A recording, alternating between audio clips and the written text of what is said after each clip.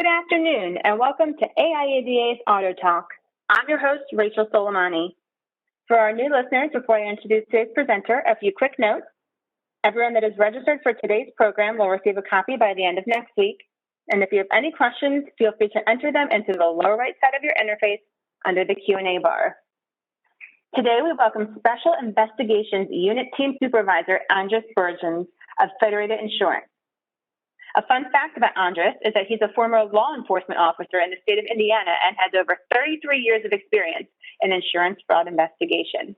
He was telling me a couple good stories before we logged on here. Andres, I'm going to stop talking. I know you have a lot to cover when it comes to this important topic, so take it away. Thank you, Rachel, and welcome everybody. I'm glad to be here with all of you. We're going to talk about something that's not too uncommon in the auto industry, as theft is nothing new. There's been a lot of great technological advances in the industry, and especially with the vehicles. The only problem is the technological advances are also moving forward for the criminals, and I'm sure you guys have encountered that. So we already got a quick little intro on me. There's my smiling face. We won't spend too much time on that. We are going to look into how we can identify various theft and fraud schemes that are targeting the auto industry, and I'm sure you guys are going to be familiar with these. The three main areas we're going to cover: catalytic converter fraud, auto theft, and false pretense and internet sales, all of which I'm sure your dealerships are experiencing to some extent. Why are auto dealers targeted? Pretty easy. You guys are high profile, beautiful locations, easy access, millions in inventory, millions in assets, hundreds of vehicles, commercial insurance with high limits. I don't know if any place is more welcoming than an auto dealership. I mean, if you're there to purchase a car or wander around, you're not going to find any business, I think, in the U.S. that's going to welcome you any faster. But you guys are high profile, luxurious, welcoming. With that comes, of course, the downside, and that's various types of theft and fraud schemes. Auto fraud schemes are, existed for a long time. How do they happen? Anywhere there's millions of dollars in assets, there's someone trying to steal it. We're going to make it that simple. Are they preventable? They are. There's things all of us can do, all of you can do to protect yourselves more. A lot of it's technology driven. Some of it's going to be a little simpler, but there's no foolproof way to protect yourself, but there are things you can do to at least limit your exposure when it comes to some of the more common theft and fraud schemes. One of the first things I'm going to touch on is catalytic converter fraud. I don't know if you guys have seen a lot on this lately, but there's been a huge spike in it. It's not a new theft scheme. This happened to me back in the 90s when they stole two of my rims and also my catalytic converter. But there's been a 300% increase. The question becomes, of course, why we're seeing it. 108 thefts per month in 2018, 1,023 in 2020. And the fact of the matter is the catalytic converter is a very expensive piece of equipment, but that's not necessarily why they're stealing it. They're stealing it because of what's inside. There's a few things that have changed, making this theft a lot easier. One, a lot of our SUVs, pickup trucks, and other large vehicles, you can crawl under very easily. Cordless power tools, I'm sure you guys remember the days when you could barely screw in like 5 screws with your cordless drill. These days, you've got yourself a Sawzall, and you'll cut through anything within a matter of seconds. So using that, the cost of precious metals, the addiction-related thefts with the opioid crisis, people are looking at ways to cash in to get money, to purchase drugs and other things, and the pandemic just made things worse. There are some things you can do. You can't stop it completely. Again, a lot of your locations are beautiful anyway, but you need the proper lighting, motion lights, security cameras, security guards, and reporting theft to local law enforcement. The great thing is, I'm sure you guys remember this too, Used to be your video cameras were on a VHS tape. They taped over within 20 to 48 hours. The actual video was of very poor quality. These days, as you know, cameras are cheap. Cameras are good. The quality is excellent. We just got to position them in the right places to keep track and make sure you can spot anything that's going on your lot, both after hours and during the day. During the day, they probably won't going to try this too much, but after hours, it's an easy target. The other thing is report it to law enforcement. They are our friends and partners. They will, if they identify an issue, step up and help patrol those areas and hopefully identify the people that are stealing these converters. So again, nothing new. We've seen it before, but you got to be careful, address it, and put in place security systems to stop it. Auto theft, we're seeing a lot of different things. The key thing is key control. You do have key fob swaps, key fob purchase, and RFID, also called a relay attack. These are really the four main ways in which vehicles are stolen today. And we're going to kind of cover each of these to some extent. Believe it or not, the most common issue we have is with key control. It's not uncommon to have vehicles, keys. This is both from a service area as well as test driving area, where keys are left where individuals might be able to pick them up, walk out. It's not hard to identify the car. If you hit the button a couple times, you'll see the lights flash. So key control is still one of the main things that everybody can do. I encourage you to have a key control system, a place where keys are checked in, checked out, and maintained in a locked area as opposed to an open area. Make sure your salespeople are equally diligent and return those so that doesn't happen. I still frequently see situations where we're pulling in vehicles to be serviced, and out of nowhere, some guy walks up, sits down in the vehicle, and drives away. People come out. They don't even understand where the vehicle went. Again, it seems simple, but key control is one of the main things that result in stolen vehicles, and it's just a matter of proper controls. Again, I think most of you probably have those, but you can always make a concerted effort to make sure everybody's doing what they're supposed to do. The other thing is people are going to steal these. They're watching. They could wander by, but more than likely it's not just an accident. They're watching how you do business. What do you regularly do? How do you do it? How do you open up vehicles? How do you clean vehicles? Who has the keys? Who doesn't? There could be internal thefts, perhaps people that are involved. Unfortunately, we can't hire, everybody we hire. There's a potential for some type of loss. Perhaps they're involved in some type of a gang or other criminal group. So we got to be careful there. But the fraudsters are watching to understand exactly how you're doing it. It's no different than any other crime. The key fob swab is really one of the simplest things that people do. People come in, they want to see a vehicle. Of course, you guys want to sell a vehicle, so you hand them off, or you go get the keys. You go out, look at the car. You notice he likes the car. They may not even take it for a spin. They want to sit in it. They want to look at it. Maybe they tell you they're going to come back with their wife, but either way, they got access to the key. And what they do is very simply either pull the car back into the spot it was, or never take the car. And when they give you back the key fob, they lock the door and hand you the key. Unfortunately, they gave you the wrong key fob, and they kept the real key fob. And what they'll do is return later so they can go ahead and steal the vehicle. They may return during the day. If it's a busy dealership, you may not be able to tell this person wandered on and drove off, or perhaps it was done with their permission.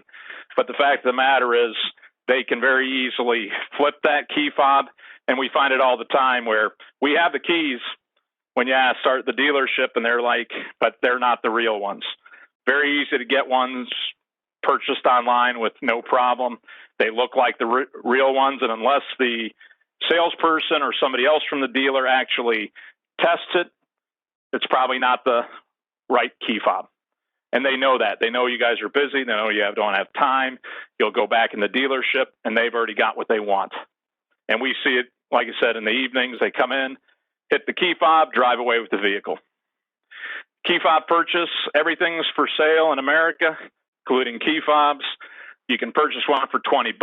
There's also this thing called a super OBD. It's used by locksmiths. It's available online for $50 to $100. What they can do is if they get access to one of these super OBDs, you can program a key fob to fit any vehicle. Of course, it has to be a Mercedes key fob for a Mercedes, a Dodge for a Dodge, and so forth. But once you have that and you can gain access to the vehicle, you can basically reprogram it, get access to the vehicle, connect to the computer, and next thing you know, you're driving away with your new vehicle. Not the way we want them to, but they can be driving away with the new vehicle. So that's one of the things we've been seeing quite a bit of as well. There was something that many of you may have seen on the internet, maybe you've seen it on 48 Hours, where it's called a relay attack or RFID. And what you see is somebody pulling up, generally in a residential area, people waiting in a car, someone comes in, parks their Mercedes in their driveway in front of their garage, gets out, locks it, goes inside. This is somewhat of a complicated system, but it is very doable. We don't see it very much because you have to be in fairly close proximity. It only works with push-button start vehicles, and you have to have both a key fob device and a receiver device. The key fob device has to be pretty close, so I've got to be pretty close to the individual using it. Their key fob to lock. The minute they lock it, my key fob device will pick up the signal. They could pick it up from a salesperson in this case if they're trying to use the system.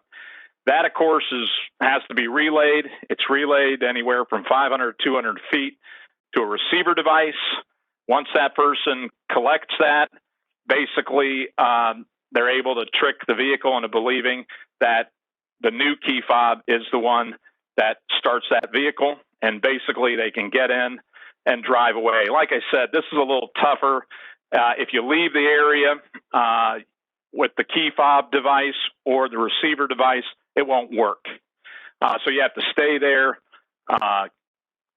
collect those signals, get that key fob, and then go ahead and steal it. It's really interesting. We don't see a lot of it when it comes to dealers. Now, one of the things everybody also sees on the dealer side are internet sales and false pretense. Of course, that's direction of sales, period. We've been seeing a lot in the internet sales area. And what I caution you with is if it seems too good to be true, it probably is. In other words, you've got people who are coming from, of course, they're always looking for high-end, expensive vehicles. They're looking, they're out-of-state buyers. So why are these people choosing your dealership? Because they believe they can perhaps steal the car using internet sales or false pretense. Both of them work about the same way. They put a credit card down, or they use a cashier's check or money order to put money down. They're eager to pick up the vehicle. They're moving. They need the car right away. They request that the vehicle be delivered to them somewhere other than their home, and I'll share a story with you guys soon on that one. Or they send somebody else to pick it up that has really nothing to do with it. So all those are kind of red flags that you need to look for when you're when you got somebody who's coming, especially out of state, especially somewhere else, even in state, because of course IDs can be stolen and everything else, and they can. Those are big red flags you got to pay attention to. One of the schemes that recently popped up was, definitely know what broker you're using. We had two of our dealers hit. One for $150,000, one for $350,000, where a broker had brand new vehicles they were selling. Incredibly, unfortunately, our dealers issued payments to them for $150,000 and $350,000. There were no vehicles. The vehicles were never delivered. They never got their money back, and those are some pretty significant losses that frankly aren't covered by your insurance. you might be wondering how that could happen. So far, there's at least 9 auto dealerships in the U.S. that were hit by this outfit. Again, it's an organized crime group, and they all willingly sent pretty big payments, anywhere from $150,000 to $500,000 to this auto broker before even getting any of the information, the invoices, the vehicles, the manufacturer certificates of origin, or anything of that type. So be careful. It's out there. I know inventory is tough to come by, but this is a current scheme, and it's costing millions for dealerships throughout the U.S. Again, always wait for the vehicle to come in. If you can wait, that's the best way to ensure that the vehicle actually exists. False pretense schemes are very similar to internet schemes. Don't speed through the credit process. Make sure you identify. Identity theft is rampant. Make sure you identify who the person is. Review the credit reports. Take note of any warnings, Social Security numbers, things that don't make sense, numbers that match other people, or there's aliases that are connected to that given Social Security number. You've got to watch all of that. There are all kinds of random pool Social Security numbers you've probably seen that don't really belong to anybody, and they're issued perhaps to newly arrived immigrants or something of that type. Keep your eye on that. Make sure you watch the dealer licenses. The driver's licenses. Make sure they match up. Make sure they make sense as to what they are, who they are. It's all in the detail. And that's really what you have to watch for. So compare all forms of identification, all ID information, addresses, cell phone numbers, driver's licenses, credit reports. Be diligent. Otherwise, you may lose usually some very high-end vehicles. And these IDs they're giving you, they could be very realistic. Real driver's licenses, they may even have insurance on the vehicles. So you got to keep your eye on that. The great thing is local law enforcement provides training and identifying fake IDs and driver's licenses. That's something that your local law enforcement can work with your employees on. It has to be all employees. That includes your salespeople as well as your finance people. They all should have this training. There are vendors out there that can verify it as well. And I'm going to share a real quick story. We just got hit middle of April, 2 of our dealerships, 2 high-end Mercedes, same individual. The guy had 2 IDs. One was Mr. Smith, one was Mr. Brown. He used the same exact process. He basically, we were talking about stolen identities. He pre-qualified for his loan, came in, had a driver's license in one that he, on the internet sale, he sent it in. On the false pretense sale, he brought it in. We compared the 2. It's the same person with 2 different names, and it matches the person that was involved in the thefts. That's how creative they can be, and that's what's available to them. The other thing they did is one had a $50,000 cashier's check. The other one brought in a $150,000 cashier's check. And lo and behold, those weren't legitimate checks. They were drawn on a bank. It was all a fake. It took the dealership about 5-6 days to find out. And by that point, the person was gone. In one case, they came in and picked up the vehicle. In the other case, we delivered it to him at a convenience store, and he drove away with it. So 2 vehicles worth total $350,000. Just so happened we insure both those dealerships. We're working with law enforcement currently to try to identify who that individual is. Interestingly, the dealer did have on delivery a actual thumbprint identification, which is helping identify who that person is as long as their fingerprints are in the national database. So we're working that case, trying to get that vehicle back. But that's how clever these guys are. They're also playing on the fact that you're in business to sell vehicles, and they know that, and they know how to play on your weaknesses so they can get their hands on these vehicles. Because what a great sale to have is a couple of vehicles worth about that much money. I mean, that's considerable. So again, risk management is extremely, extremely important. Your diligence on this is very important. Train your employees. Control your keys. Identity theft, and it's not anymore identity theft strictly of individuals, but businesses, fake businesses, They don't exist. They look like they exist with the internet. Anything looks like it could be real, and you've got to be careful. Just like that brokerage firm, they have an internet site. They look real. They're showing their inventory, and thus they're finding, unfortunately, victims that need the inventory and are willing to pay money to get it. So again, customer ID, business IDs, all important. Protect yourself with technology. Like I said, security video inside the building, outside the building, the front gate, so you can record vehicles coming and going, their drivers, the license plates, because the closer you can get to them, the better chance we have identifying them. GPS in vehicles is a great thing. They can disarm those, but at least for time being, the GPS will be working. You can always take an old-fashioned approach that worked centuries ago in the Middle Ages. Use ditches and service vehicles to block entry to your lot.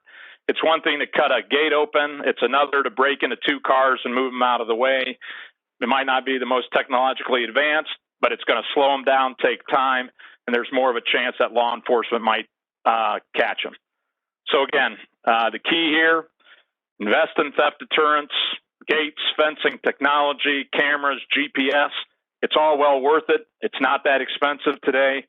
Definitely do it. Perform your due diligence. Like I said, I can't be more stress this enough that you have to take your time. If it's too good to be true, this guy's traveling 5 states just to get a vehicle from you, that's a huge red flag. So that concludes my presentation. I'd be happy to answer any questions if you have them. Rachel, did you have anything you wanted to add? I do not. I know that someone has raised their hand, so if they want to type in a question under the Q&A bar, they're more than welcome to. If not, they can message me and I can send it over to you, Andres, and that goes for anyone else. If you have any questions anytime, just email them to me. My email is Soleimani, S as in Sam, OLIMANIR @AIADA.org. If there's no other questions, Andres, thanks so much for coming and talking with us today. We know you're a busy guy, especially with this uptick in fraud, and we just appreciate you coming on here and talking with us. I appreciate it too. Thank you very much. It is a partnership between us and our insureds and dealerships. We're working with you to protect you. We're here available to help with any kind of risk control, risk loss control you might need. I'd be happy to answer any questions if we don't get them to them today. Feel free, and I want to thank the AIADA, Rachel and Dan, and everybody who attended today.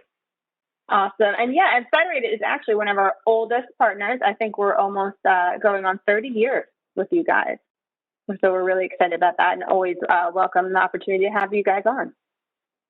Excellent. Thank you, everybody. To those on the line, join us back here on Tuesday, May 18th, as Enterprise walks us through increasing your bottom line profits through mobility options. For more information about AIADA, visit AIADA.org. Thanks for joining us and have a great day, everyone.